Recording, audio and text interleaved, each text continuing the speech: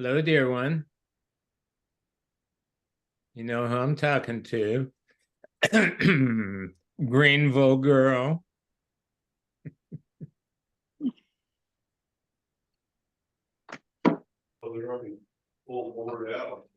Lynn, if you want to start, I'll let people in. Righty. Our mission, and welcome everybody. I'm so glad you're here tonight, and we're excited to hear about our caring listeners and affiliate leaders. So thank you. Helping Parents Heal is a nonprofit organization dedicated to assisting bereaved parents to become shining light parents by providing support and resources to aid in the healing process. We go a step beyond other groups by allowing the open discussion of spiritual experiences and evidence for the afterlife in a non-dogmatic way. Affiliate groups welcome everyone, regardless of religious or non-religious background, and allow for open dialogue. Attendance today at the Helping Parents Heal meeting is voluntary, and we are here for the benefit of learning from and sharing with other parents whose child has passed away. It is important that our discussions are intended to be confidential and not designed to replace traditional therapy or spiritual counseling. However, these Zoom meetings are very healing to parents all over the world, and they will be posted on YouTube so that affiliate members who are not in our time zone can also watch. Helping Parents Heal offers a wide variety of speakers to allow parents to be informed about many possible ways to heal, to connect with their children, and to learn about the afterlife. The views expressed by our guests do not necessarily reflect those of Helping Parents Heal, and we ask that you take from their presentations whatever may benefit you personally. Well, welcome, everybody. Yes, welcome. It's going to be an exciting evening. You've heard of Shining Light Parents. Well, we have 5 of them here this evening. By the way, if we have new attendees that don't understand the concept of becoming a Shining Light parent, you'll learn more from these interviews, and you can see my article number 82 at soulproof.com that discusses that journey. So listen closely, and you'll learn how they move from deep grief and pain to high levels of joy, peace, love, and helping others. Now, that's not all the time. I don't mean their lives are perfect, but certainly they're exemplary. Many of them have shared, they have more joy and peace than they had before the child's passing, which sounds paradoxical, but you understand it when a person chooses to find the silver linings involved and then has a spiritually transformative experience from it, what's called an STE. So these can be not only personally transformative, but also can help others and even help our planet. In fact, don't like to use the word bereaved parents, but parents and family members with kids who have passed are one of my big hopes for us changing our world, just like near-death experiencers whose life can change radically and quickly. Likewise, that has happened for many of the parents. So that's why I'm so honored to be a part of this. And we have 2 types of Helping Parents Heal service providers with us tonight. One, affiliate leaders who have local groups, and then the other, caring listeners who, for free, and everything with Helping Parents Heal is free. Caring listeners will listen to you, talk with you, share what worked for them, and work with you over time. And we have 35 of those. So you can find if there's a local group near you, and also about the caring listeners by visiting helpingparentsheal.org and then clicking on the top tabs, caring listeners or affiliate leaders. With that, we're going to move into the interview, and Roseanne volunteered to be the first one. So Roseanne, share with us, please, about your child. When and how did he pass?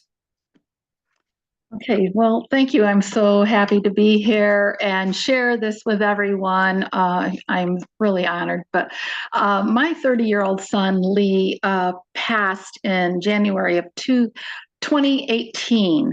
And from a rather, I would say, unusual manner. You don't hear of it very often, but it was an accidental carbon monoxide poisoning along with his dog. And very unexpected, of course. So, um, which being that it was unexpected, plunged me in some deep grief that I was not sure I could ever climb out of. But Lee was my fourth child of five, and he was he was different than my other kids. He was very sensitive. He was very introspective. He was very intelligent.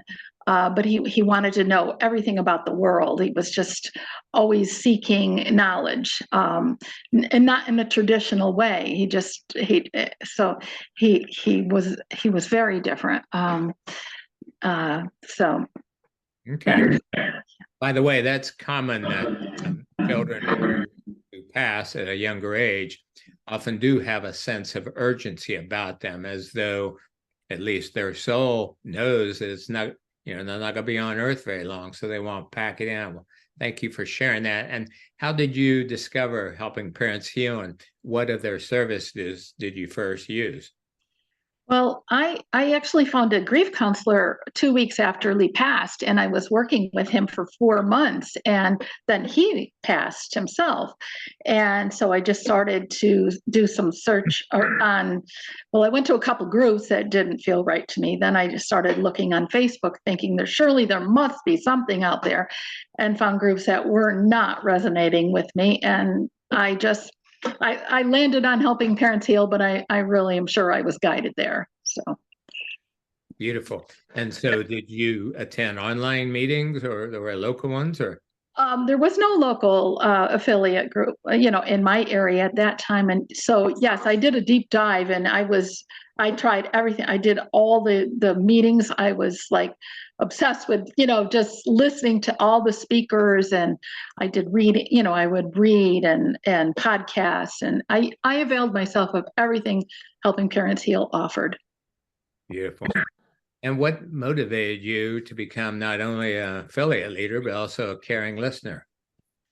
Again, I think I was just led to, because there was no group in my area, and I certainly saw the need.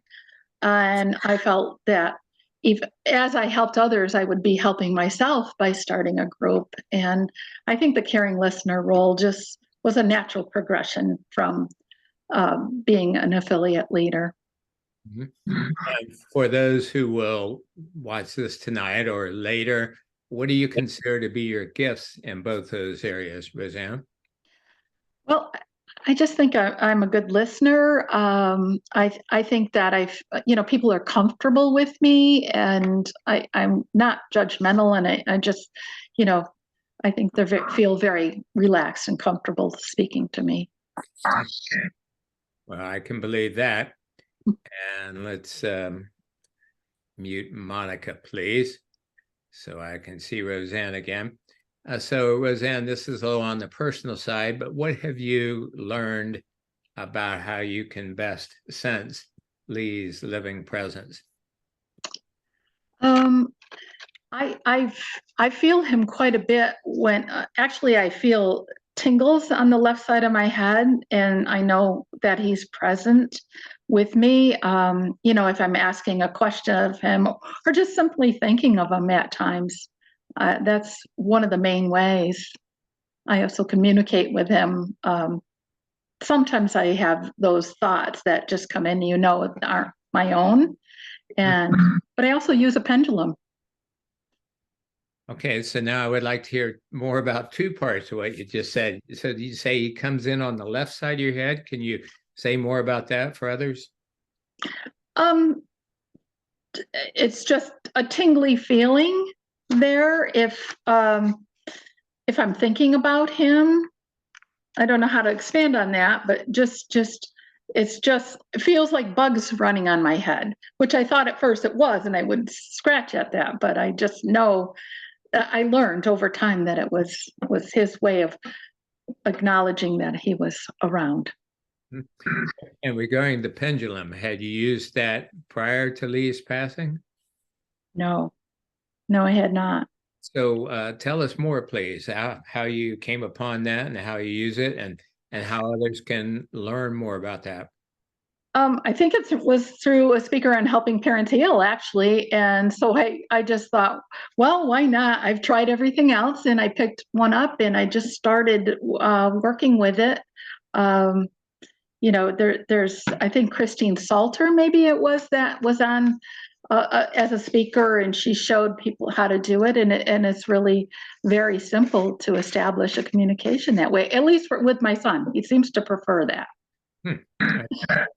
Well, perhaps after we're done questioning you, if you would find like a good website, or maybe Christine's contact, so other parents can. I mean, there's probably a YouTube video on it, right? There is on everything else. Oh yeah, yeah, I'm sure. Okay. Well, thank you. What are 3 things that you've learned that you wish more parents whose children passed on deeply knew? Well, I think really parents early on need to know that their personality doesn't change when they cross, as you yourself, Mark, has said many times. You know, so when you're communicating with your child, if your child is quiet and introspective, you might not be like, he or she might not be coming out in gangbusters, and it might be a very subtle kind of way they're communicating. You just have to know, your child, and you know how they might come to you, given their personality. I think the other thing is that my best advice, like, use every healing modality you can. Try everything. HBH has a variety of resources, and that's the best way to just do the deep dive and get in and figure out what works for you and your child. And the other thing, I think, really, because of all of us feel this way in the beginning, to know that there was nothing you could do to prevent what happened. You can't, so you need to really work on letting go of the if onlys and the should haves, and because work on the guilt. So strong, and that last answer is a perfect segue to my last question. That is, what is your belief or knowing that there is, even though it doesn't seem like it from a limited human perspective, a timing, a meaning behind a child's passing?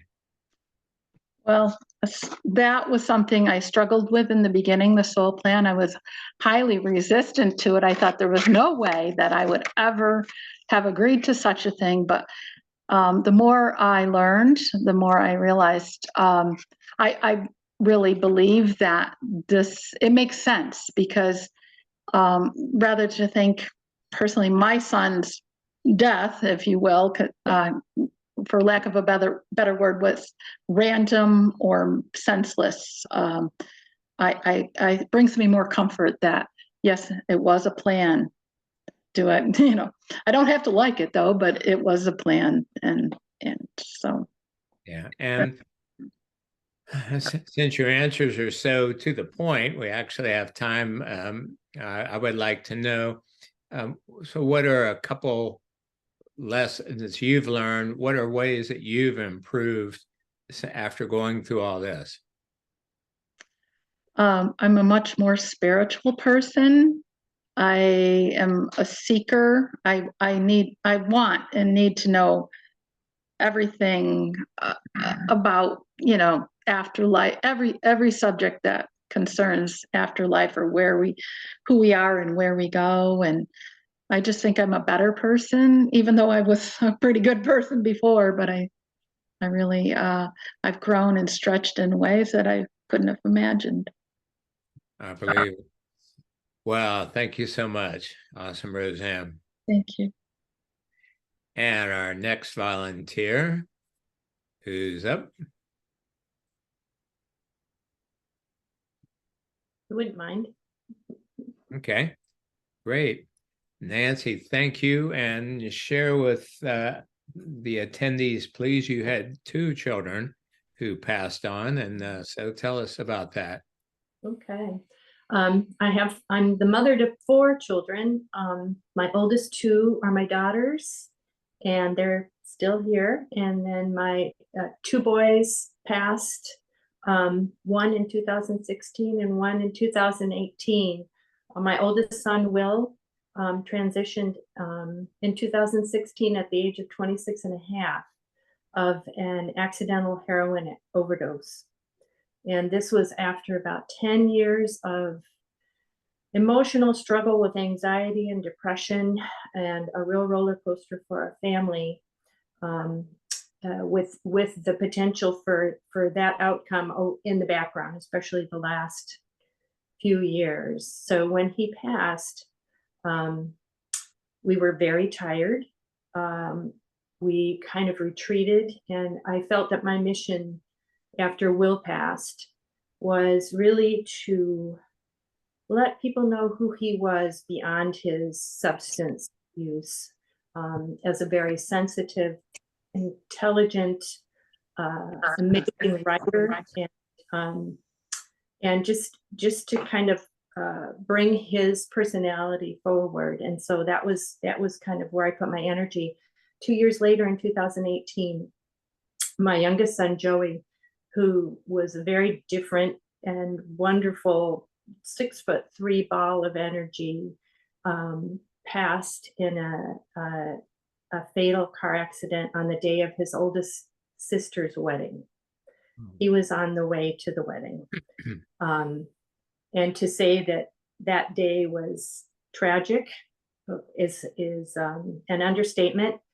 At the same time, it was an amazing experience for anybody who was there. And I can't say enough about the grace that my daughters, both of them, held to transform a wedding into a wake in such a way that we honored Joey, and we held all of this joy and all of this sadness at the same time. And we began to have signs immediately that Joey was not gone. Wow, that's a lot. And so when and how did you discover Helping Parents Heal? I think Elizabeth Boisson has spoken to this. After Joey passed, I was convinced he could not be gone. That energy could not be gone. And I really wanted to only speak to, read about, listen to parents who had been through an experience like mine. And so I just started reading books, and like all of us, just diving deep into it. And the first book that I read was Mark Ireland's Soul Shift. And that was transformative. And it also led me to Helping Parents Heal because he's a co-founder. So that's how I found it.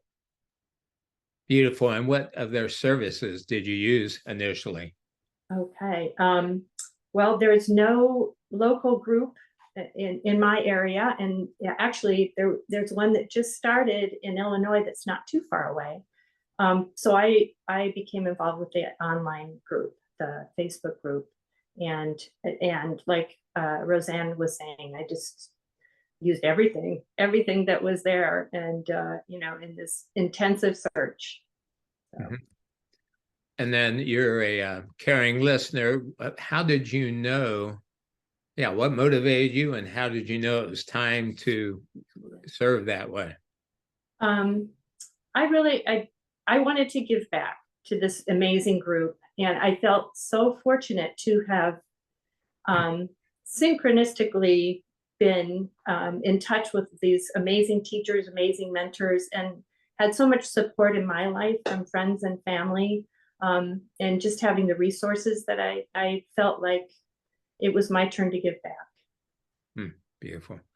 And the next question about how you've learned to optimally sense your son's presence. And I'm especially interested in hearing your answer, since both of them had different personalities, energies. Yeah. Yes, and I sense them in different ways. They're both amazing communicators, and I would say that it's like learning a language. It's like learning many languages, I think, in terms of interpreting that connection. And they have demonstrated their attempt to reach me pretty much through every category of sign that you can read about in some form or another. You know, they would kind of hit them all. And then we've kind of developed a way of more consistency in certain areas. And I would say, along with Roseanne, I feel them in my body, around my head, in different areas. And they've also consistently manipulate electronics. And there's one particular light that, you know, is very regular. And it's a lot like charades. I mean, these things happen, and if you're open to it and you kind of give some reinforcement to it, it sort of stabilizes over time. So lights, music, lyrics, the titles of songs. Lately, it's been letters and numbers on license plates, and sometimes I can sense them just kind of like tapping their foot and waiting for me to get it, you know, until they're like, okay, she's finally got it. And so I get more, and that's kind of how it's gone. But funny. And speak please to, you know, the process. In other words, initially, did you question those signs? Did you wonder if it was your imagination, wishful thinking?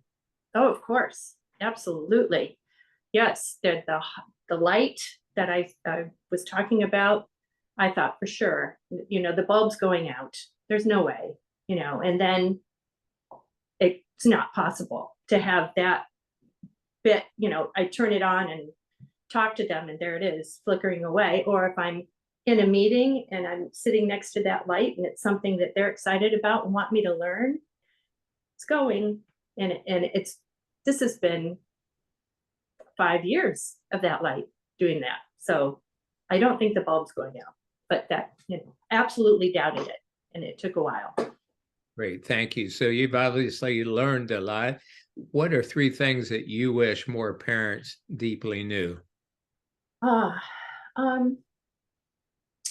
would say that it's possible to live through this. It's possible to find yourself on the other side of this. And it's possible to find joy. It really, truly is. And also that letting go, and it was difficult for me, letting go of the sadness and letting go of the constant trying to remember them in the physical, and kind of letting yourself feel joy again and letting yourself smile. It's not going to diminish your connection with them at all. That connection is unbreakable. It's there. There's nothing you can do to diminish it. And it's there for waiting for you to discover it.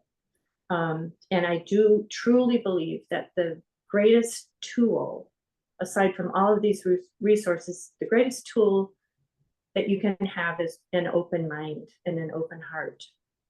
And that'll be the strength in this. Anything else that you wish more parents knew that you've discovered? I think kind of wrapping my head around the fact that things as tragic as losing a child or having a child transition are really, really move us forward. They're things that happen, as hard as it is to believe, happen for us and not to us. I'm not a victim in this. This is part of something greater that I may not understand or I'm meant to. But there is a plan. Beautiful. Thank you.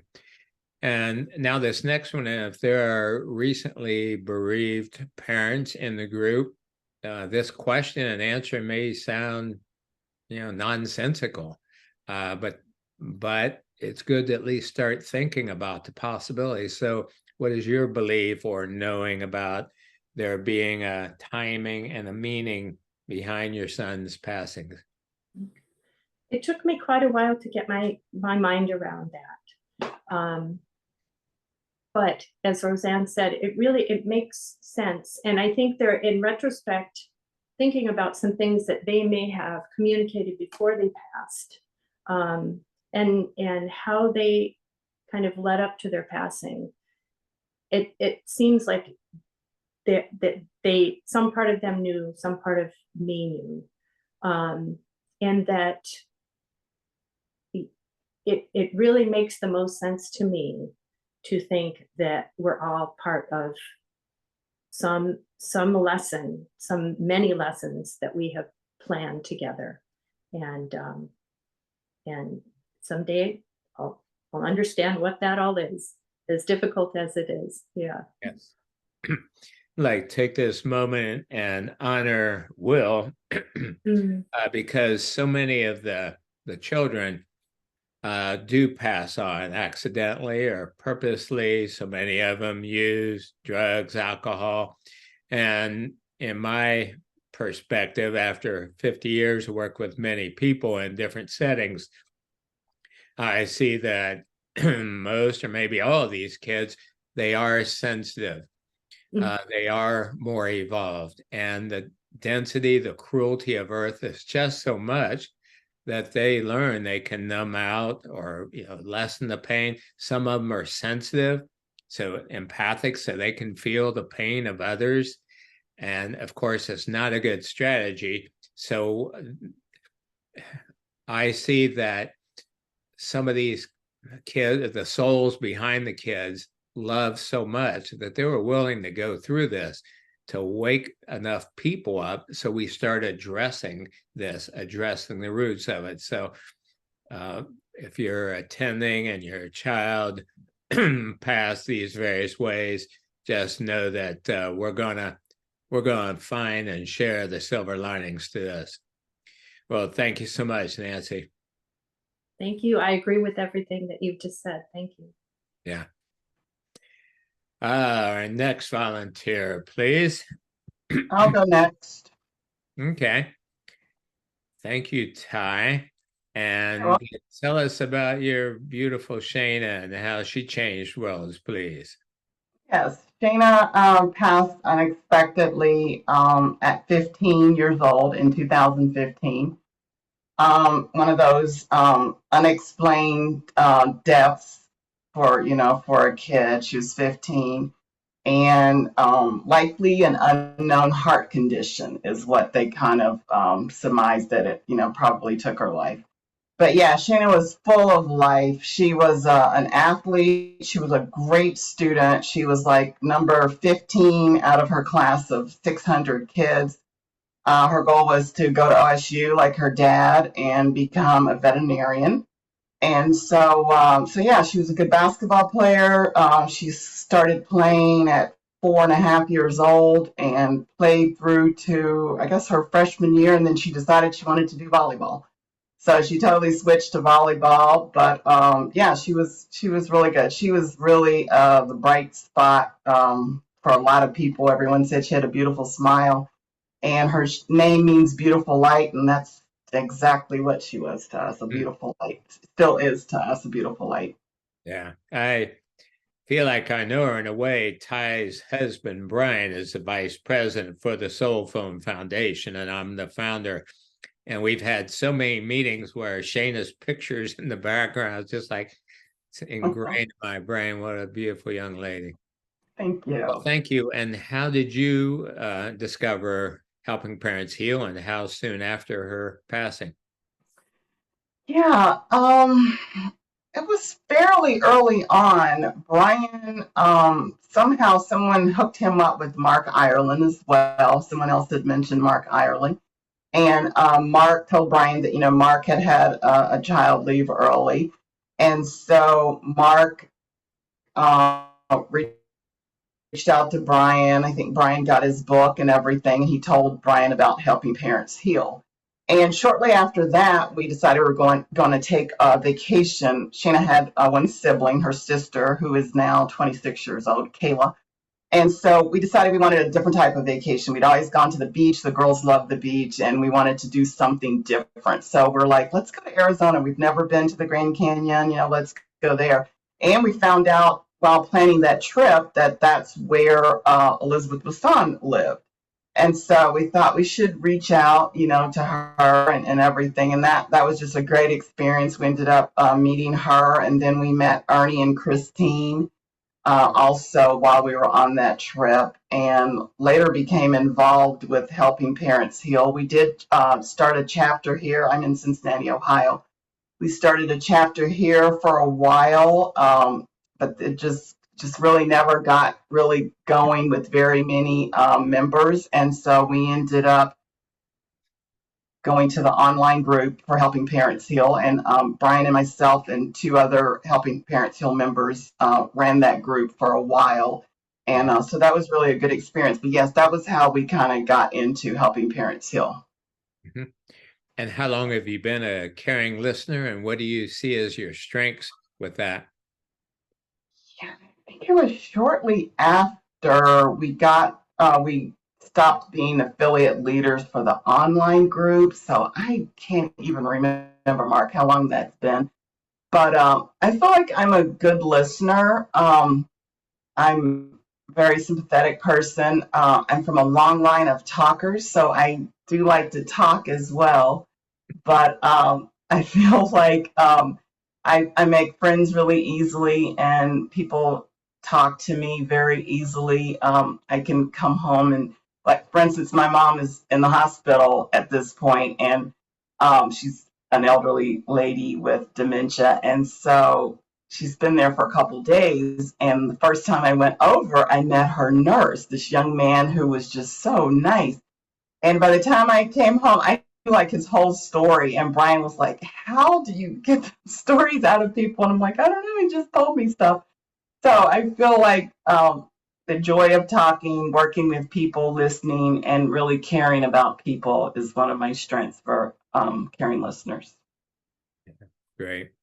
And so what have you learned about how you can best sense Shana's continuing presence, and what might other parents try in that regard?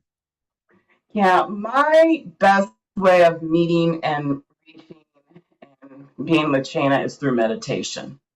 I had never, ever meditated before in my life until Shana transitioned. And Brian had been meditating for years. And so I thought, I'm just going to give it a try, if nothing else, just so I can try to be still and quiet my mind, because, in the beginning, it was just like crazy mind. So I thought I'll just try anything to just, get still and stop the madness. And that's where I really feel like I reach her the most. And I don't get the tingling like the other ladies mentioned, but I get like a warmth. I mean, even if it's like I'm in a cool room, I get like really warm. And then the other thing that I know lets me know that it's Shana is because I see the color purple, and purple was Shana's favorite color. And so that's what I see and sense. And so I know she's right there with me. Well, that explains Brian's shirt then. We had photos taken for our website.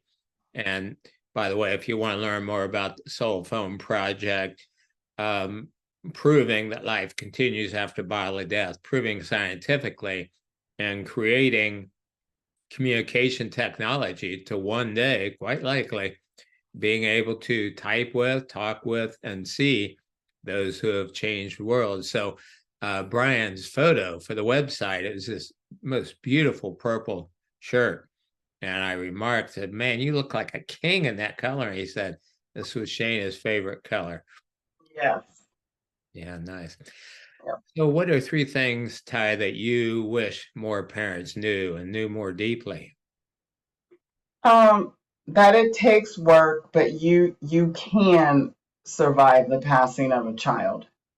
That I feel like that first year, and I've always been a reader. I've been a member of a book club for 20 plus years, and so I've always read. But that first year, I lost track of many books I read and how many videos I watched and and podcasts I listened to. But it takes work, but you can survive. You can find joy again.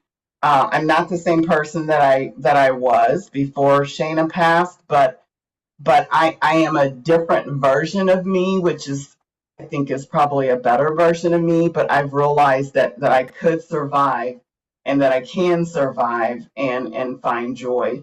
I also would say that you should never and not grieve alone. That I think a lot of times our first thought is to go within, but I think finding places like Helping Parents Heal or other parents who are walking through the same thing.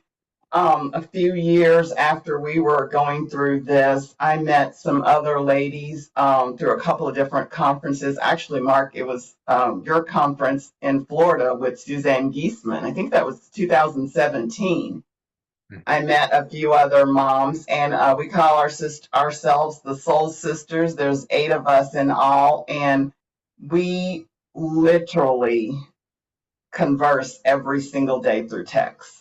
Every single day. There's 8 of us, and we're in different parts of the country, but that has just been a godsend for me, just knowing that there's other people out there going through the same thing. So I would really suggest that you find your tribe of people that can walk along the journey with you.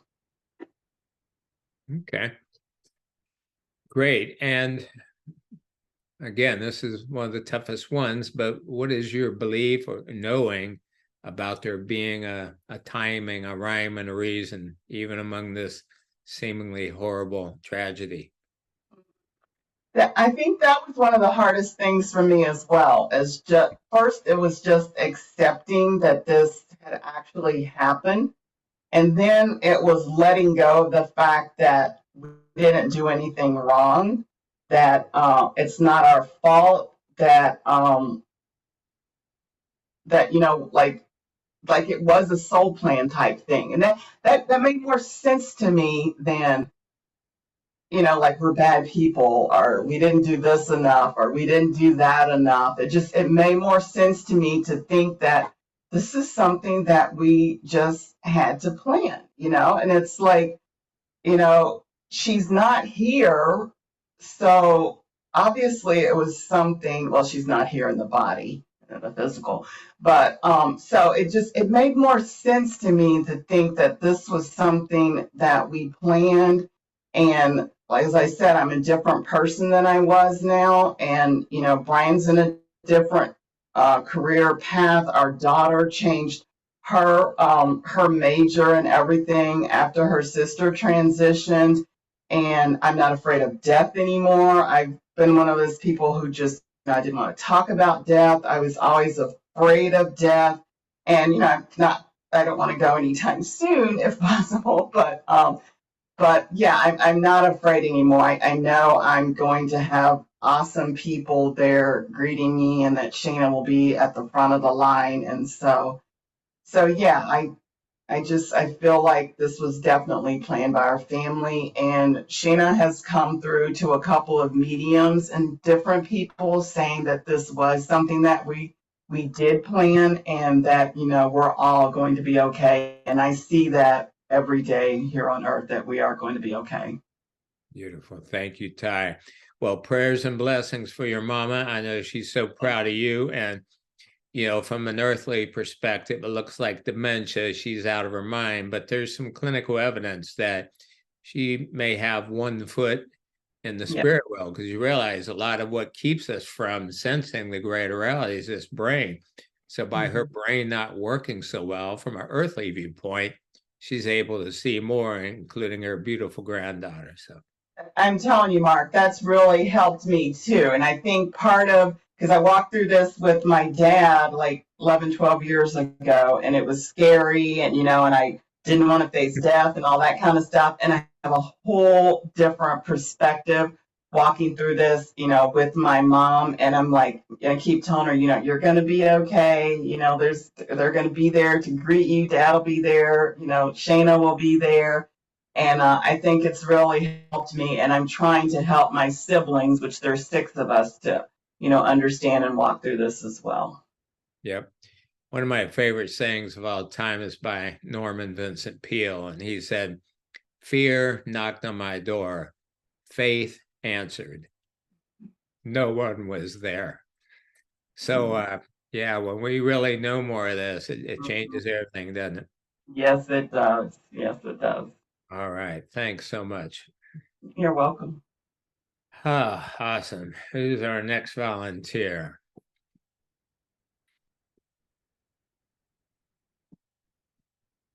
That would be Judy can or go. Candy. I can go. Okay, thank you, Candy. So share with us, please. Candy is a affiliate leader, and your son James passed on. Tell us about how and when and so on, please. James transitioned in 2021, April of 2021, via suicide.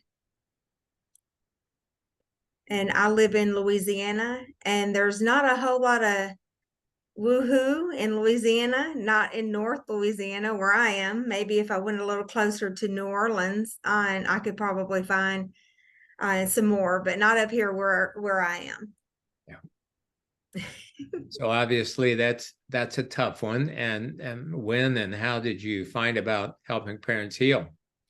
I joined a suicide group for parents on Facebook, just to talk to someone who had been through the same thing. And when I realized that the people that had gone through the same thing 10 years later were saying that it was still just as heavy and still just as hard, I said, oh, I don't know. I can't do that for 10 years. That's what I knew. I just knew I couldn't do it for 10 years. Plus, all I wanted to talk about was the signs that I had gotten from James from the very second that he transitioned. And one mom finally came on and said, I think the group for you is Helping Parents Heal. So I hunted down Helping Parents Heal, joined it, and then watched everything I could, learned everything, read every book I possibly could, all about the afterlife. Nice. And then what motivated you to start a group in your area? I'm a nurse, so I know a lot of people who have had children transition, but it seems like around, especially in my area, no one really talks about grief or talks about how you're everybody expects you to move forward and live and get over it, but no one really tells you how.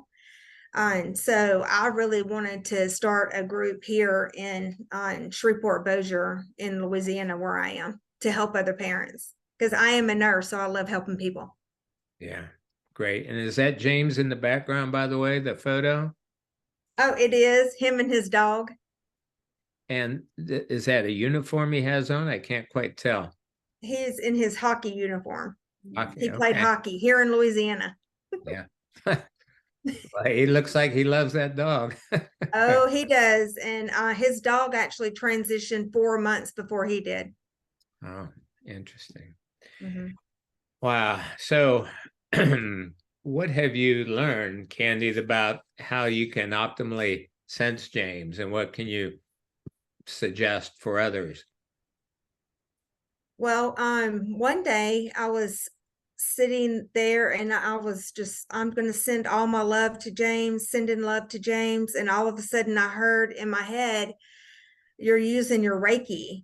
And I didn't know what Reiki was. So I went and looked it up, and then I got my Reiki 1, my Reiki 2. I've gone back and gotten my certification in grief counseling. And I've always loved to learn. So this was just, I wasn't looking for the afterlife before he transitioned. I didn't have a reason to. I love my life here.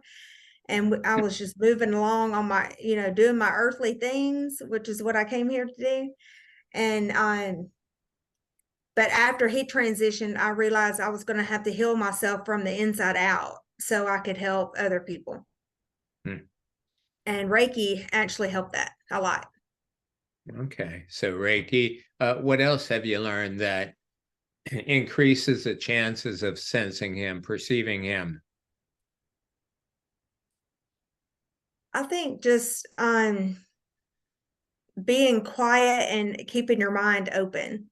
And when they do send you signs, realize that that is a little miracle and that we should take time to really, say thank you and know you're not going crazy. Because at first I was like, man, this is what happens when people have their children pass away. Obviously, we go crazy, which I was fine with. It would have been fine with me if I would have just went ahead and went. But, after he showed me very, very specific signs that there's no way I could have been imagining it. I had to put my medical brain to the side and just listen with my heart. So you'd encourage other parents and family members to trust what they're sensing. Don't let your Yes. brain talk you out of it. That's right. If it feels right in your heart and it doesn't feel like it's going to hurt anyone, I feel like that's what you can go with. Beautiful. So what are 3 things you've learned, Candy, that you wish more parents knew and knew more deeply with them?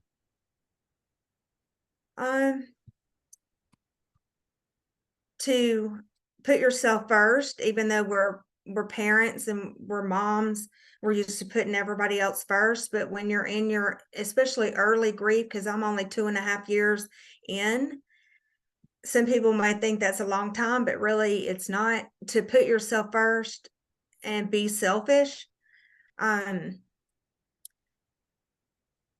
don't let anyone else tell you what you're supposed to be doing. Because I feel like if we listen to our soul, we'll know what we're supposed to be doing.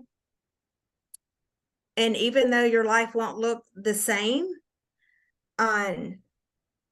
we have things here that we're supposed to be doing. And if we'll let our kids guide us and show us the way, we can do what we came here to do. Wow. You pack a lot of wisdom in these quick sentences. What kind of nurse are you? What kind of unit? I've worked all over, but I'm the nurse educator. Well, your patients are lucky. I mean, you just, boom, go to the heart of the matter. Way to be. So what is your belief or knowing about there being a rhyme and a reason, a timing, a meaning behind his passing? I never really felt like he was going to be here for very long. And I also felt like he had been here before. He could talk about the World War II and Civil War as if he had lived it, and he knew every detail about it. So I always kidded him and said that he has probably been here before. And I think deep down inside, I knew he wasn't going to be here for a very long time. He never really talked about growing up. Even though I tried to force him to talk about it and make a plan, he lived to travel and have fun and do what he wanted to do. It has came through in a reading that he was close to his exit point, but I don't feel like suicide really was in his plan. And I feel like he was close enough to his exit point, and that's what he chose. And he was sensitive, and he felt everything that everybody else felt. If he was around someone negative, he felt that to his soul. So I know it was hard for him to stay here, and I know his soul wanted to go home, and I can understand. Exactly. Yeah. There's a lot of ignorant earthly teachings about suicide. I mean, when I was young, it was like, oh, it's a one-way ticket to hell. And so for those who have had a dear one pass by suicide, you may want to read my article number 4 at soulproof.com called When a Loved One Passes On by Suicide. And really, from a cosmic perspective, it's another ticket back home. There's illness, there's accidents, there's murder, suicide, and then unknown.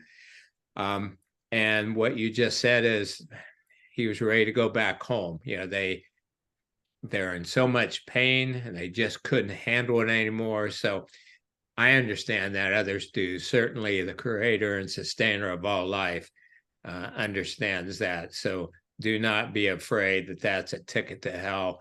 That's fear, and it's fearful teaching from the dark ages, and it's certainly not scripturally based, and it doesn't align with the clinical evidence. So, oh my gosh. Well, anything else you'd like to share? I don't think so. I feel like I'm in here with some stars because I've read everybody's stories and heard them so many times. So me being new, I feel starstruck in here. Well, you just became a star tonight, lady. Thank you so much. And with the Alabama, I lived in North Carolina a couple times, and I just love the accent. So to hear all this said with an Alabama accent just made my day. Thank you. Thank you. Take care. Judy, you are up.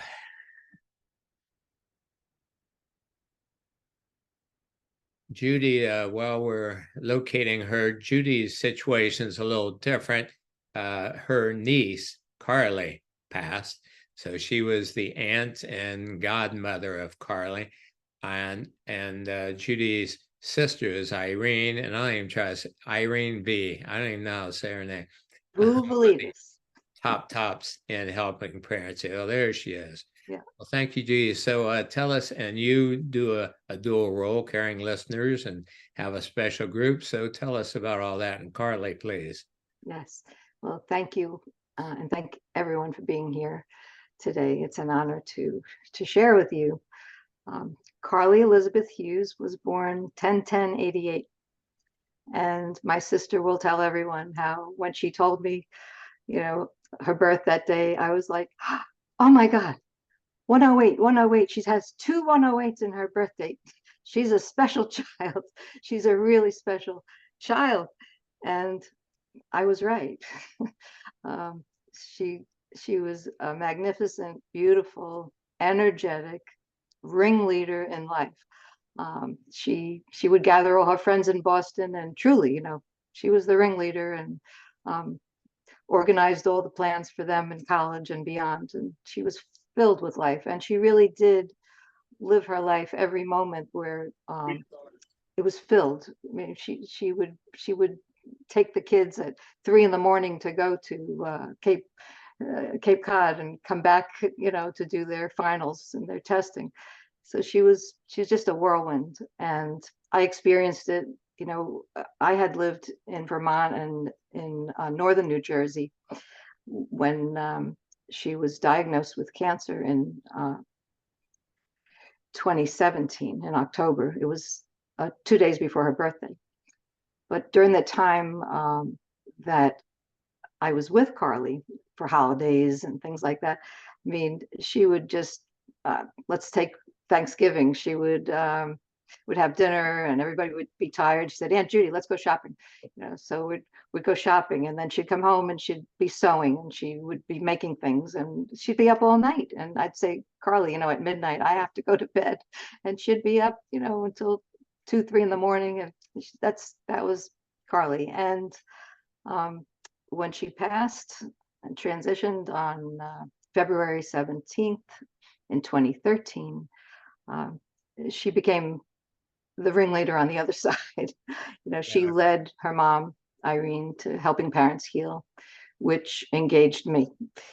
So that's how I became involved in Helping Parents Heal, through Irene searching and looking for resources and to try to find Carly.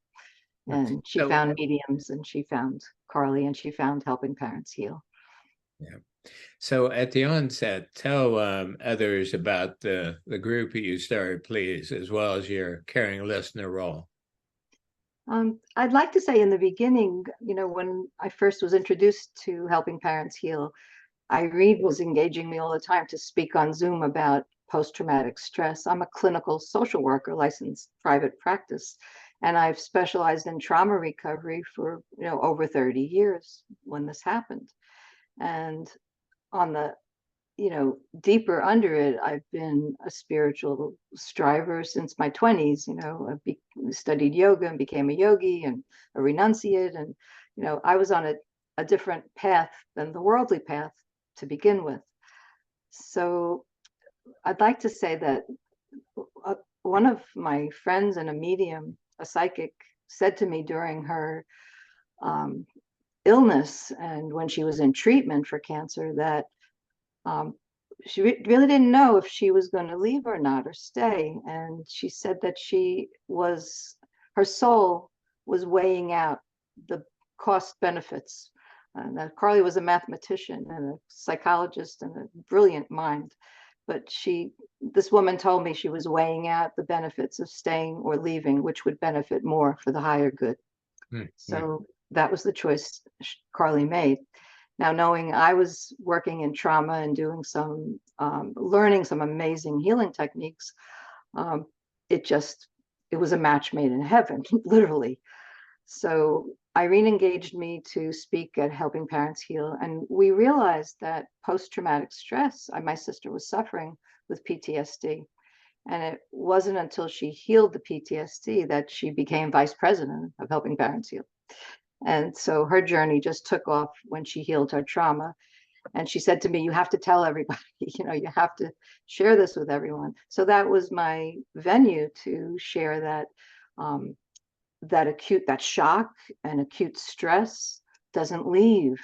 And most bereaved parents who don't have Helping Parents Heal, parents who have they call it complex grief or complicated, prolonged bereavement.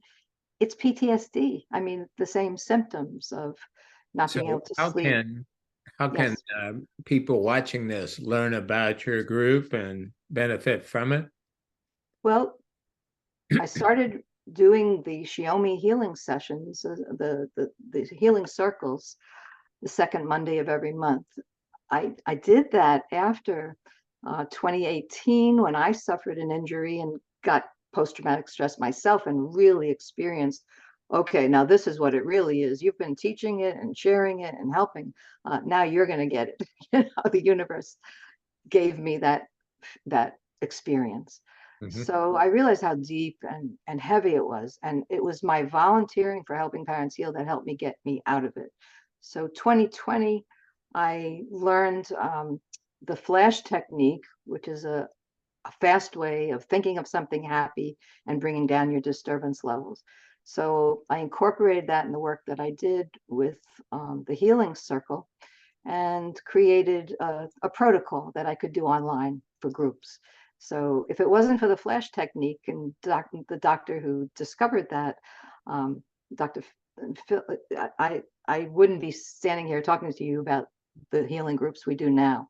Okay, so if they visit the helpingparentsheal.org site, is there a top tab and then a sub tab? On Facebook and on Helping Parents Heal website, there is not a link, but education about the Shiomi healing circles and the time we meet and all. And Joyce, Joyce, who's here, and I'm nervous tonight for some reason, but Joyce is here. You interviewed her Monday, and she is our registrar. And we gather registration before the meeting. So it's the second Monday of every month from September to May. And the registration ends on the Saturday, the weekend before the meeting on Monday. So people have to pre-register. All right. So Shiomi, SHIOMI? SHIOME. Okay. And if you go to shiomi.com, you'll see more about what's involved in the healing. But in the group healing, we're getting up against the time, but yes, I'm glad you're with us because you're a family member, and that allows us to emphasize that Helping Parents Heal is for parents, but also family members as well. What can you share? How have you learned to best sense Carly's presence? Well, Carly, immediately, shortly, not immediately, but shortly after her transition, I came home from Irene's house exhausted, and about 11 o'clock at night, I was alone, and I texted her on my phone just saying, please help me, help your mom. I don't know what to do. And I fell asleep, and my phone went off, and there was a message on my phone when I woke up. Heaven looks a lot like the mall. And I knew it was Carly. And so we started this communication where I've had a few dream visits where she told me things like, "Oh, Aunt Judy," when I was feeling her in the dream and saying, "Oh, you're real, you're really here. I'm so glad you're here. Aunt Judy, your body's like an old shoe. It gets smelly, you take it off," she says to me. And another time when I was crying about God, this situation I've had with godparents, losing my godchild, my godparents, both of them were killed in a tragic accident when I was young. My God partner with Carly passed before her. And it was just on my mind. And I was like, again, crying, falling asleep. Carly pulls up in a dream. She pops up and she takes me through a crowd in heaven, this huge crowd, and brings me to my godparents. And I hadn't thought of them for 40 years or so. So, she has a way of being very strong. And if you're sensitive and quiet, I'm a meditator. So she comes right through. My husband, Reverend Bill, who's a Reiki master himself, she manifested before him when he planted a tree for her. He was exhausted, sat down, and she manifested her energy before him. He could see her. So she's that strong. And if you're quiet, and the thing about when it happened with him, he was really exhausted and not thinking a thing, and just like in a transition state himself, and boom, she came through. So I'd also like to say for Ty, Ty is here, and Shayna, I was working with Brian for a while, and Shayna came into my dream to comfort me about something I was worrying about.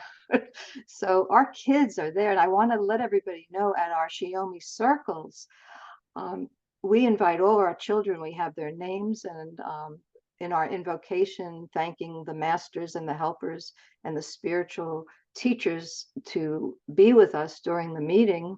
All our kids are honored and named, and they're there. And sure enough, so many parents have had experiences with their children, feeling them there or afterwards. And like a postscript, once I had said in the group that Carly, I told Irene when she first passed that she's not dead. Don't ever say she's dead. She's think of her as in Australia or on another planet. She's in Australia. She doesn't have a phone. You can't speak to her right now, but you will be able to communicate one day. So I would say that to Irene about Australia. Yeah. Well, a member from Australia contacted me after the meeting and said, "Carly wants you to know she is in Australia with my daughter." And she wants you to know she's swimming with sea turtles, and that's very important. And she wants you to know that. And sure enough, that was a very special meaning, because I had swum with sea turtles, and someone else in the group was working with sea turtles at the time. So just What a the great story. synchronicity of it is beautiful. Judy, from your clinical knowing and what you've experienced with Carly, what are 3 things that you wish more parents knew and knew deeply? Yes, I really, and from the beginning, I wish and hope that everyone knows the shock of what's happened, the acute traumatic stress you experience is real, and it can keep you stuck and locked and into the post-traumatic stress syndrome, which can be with you the rest of your life without help. So once the trauma is lifted, though, and PTSD is healable. Many people think it's a life sentence. It is not. PTSD is a traumatic symptom with symptoms. It's a traumatic experience. It does disorder, but it can be healed. It's a traumatic feeling that gets stuck on us, and spiritually, mentally, and physically we can release it. And that's what I'm here for, to help people release it. Once the trauma is released, doesn't mean you're going to be happy or ever be happy that this has happened, but we can be at peace. And it's important to stay at peace and to lift the trauma, because then this spiritual awareness comes through. I believe our children are our teachers. They're our spiritual teachers when they pass. They're teaching us to keep our perspective, to really, really keep our perspective, what's important in life. The worldly things are love. The worldly things are our connection with love. So the love is important, and that perspective is really important. So you can develop a new relationship with your child. It's not a physical relationship anymore, obviously, but that doesn't mean they're gone. There's a real dynamic spiritual relationship that happens. And the more you release the trauma and come into that peaceful state of mind and that quiet mind, then the connections happen. And that umbilical cord between you and your child never is cut. It is never cut. It's an invisible umbilical cord that keeps your children with you. Carly's with us all the time. You know, I'm sure they have things to do, and they are experiencing multi-level, multi-dimensional experiences. But one of those experiences is to stay with us and to be with us, and to that's one thing different I've learned, that our children stay with us. Maybe our parents and elders go other places more, but our children stay with us more, and they're always here. So I hope everyone wonderful understands that. Thank you very much, Judy. Excellent. And thank you to all of our leaders here tonight, affiliate leaders, caring listeners, and to attendees. There will be a recording of this. This will be on YouTube, and you'll learn about it on Facebook. And so use these resources. I recommend watch this 2 or 3 times, because these parents have given you so much. You know, there's no way you're going to get the first time through. So God bless us all, and go out there and become more and more shining. Let it shine. Take care, everyone. Good night. Thanks, everyone. Thank you. Good night. Good night. Thank you. All Thank you. Thank you.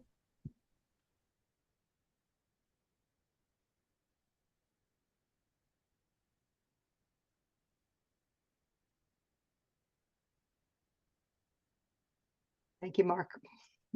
Thank you, Mark, Thank you. so much. It's wonderful. Thank you. Thanks so much. Take care. You too. And our new star, Candy. Yes. Awesome job. Thank you. Yes.